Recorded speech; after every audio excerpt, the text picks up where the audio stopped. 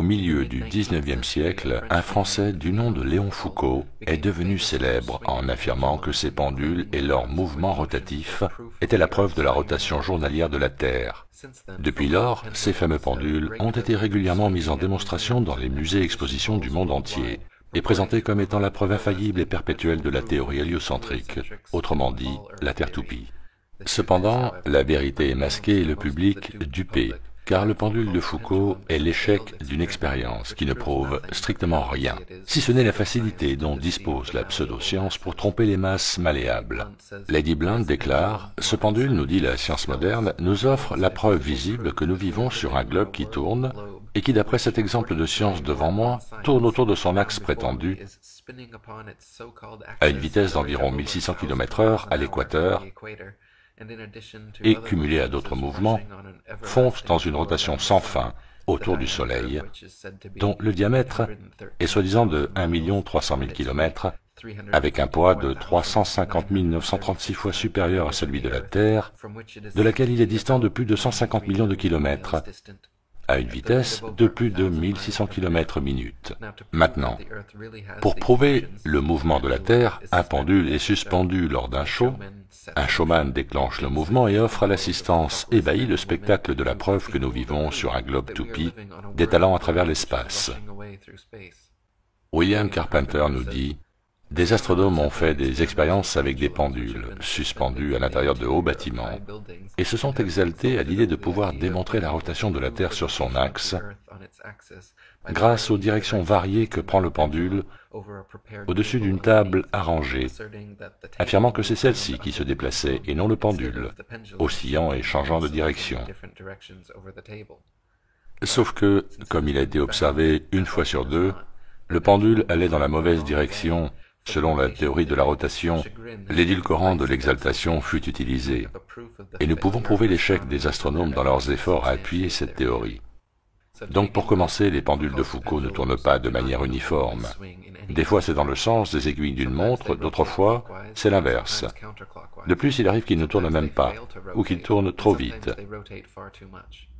Les scientifiques, qui ont répliqué l'expérience, ont souvent concédé que, je cite, « Il était quelquefois difficile de ne pas légèrement biaiser le mouvement latéral.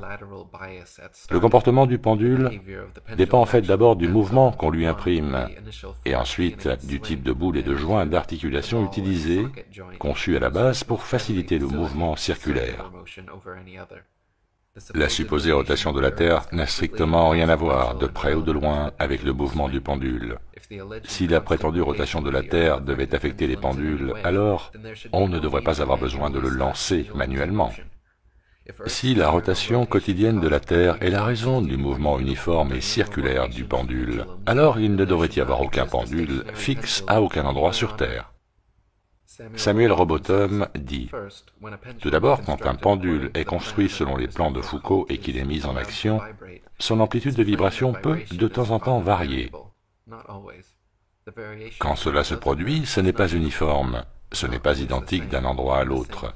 Ce ne sont pas les mêmes différences de vitesse ou de direction. Cela ne peut par conséquent pas être pris pour preuve, car ce qui n'est pas constant ne peut être utilisé comme argument, et donc ne prouve rien. Ensuite, si l'amplitude de vibration change, quelle est la relation entre ce changement et le mouvement supposé de la Terre? Par quel principe de raisonnement le chercheur va-t-il conclure que c'est la Terre qui se déplace sous le pendule, et non le pendule qui se déplace au-dessus de la Terre? Quelle logique ou nécessité renforce cette conclusion plutôt que l'autre? Enfin, pourquoi le mécanisme singulier de suspension du pendule n'est-il pas pris en considération dans l'explication des variations de son oscillation? Ne savaient-ils pas? L'ont-ils négligé? Comment, à l'apogée de la rivalité théorique, ont-ils pu ignorer que le joint d'articulation est, plus que tout le reste, ce qui facilite le plus le mouvement circulaire? Lady Blunt déclare encore « Nous pensons, avec toute la déférence due au pendule et son propriétaire, que celui-ci ne prouve rien d'autre que la ruse de son inventeur, et nous pouvons considérer ce show et son présentateur que comme une fraude. Cette preuve par le pendule est tellement puérile que l'on ne peut que la décrire que comme la plus simple et la plus ridicule tentative de tromper le public jamais conçue. Il a été dit que l'expérience du pendule prouvait la rotation de la Terre. C'est tout à fait impossible, car un pendule tourne dans une direction et de temps en temps, un autre tournera dans une direction opposée.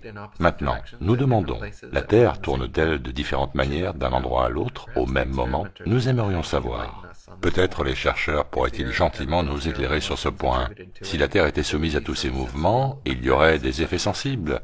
Mais nous ne ressentons, ni n'entendons, ni ne voyons rien de ceci. Et le fait que les gens puissent rester là à regarder le pendule vibrer et penser qu'ils sont témoins d'une preuve de la rotation de la Terre dépasse l'entendement. Cependant, ils ont été éduqués pour y croire, pour croire que tout ce que dit l'astronome est nécessairement scientifique.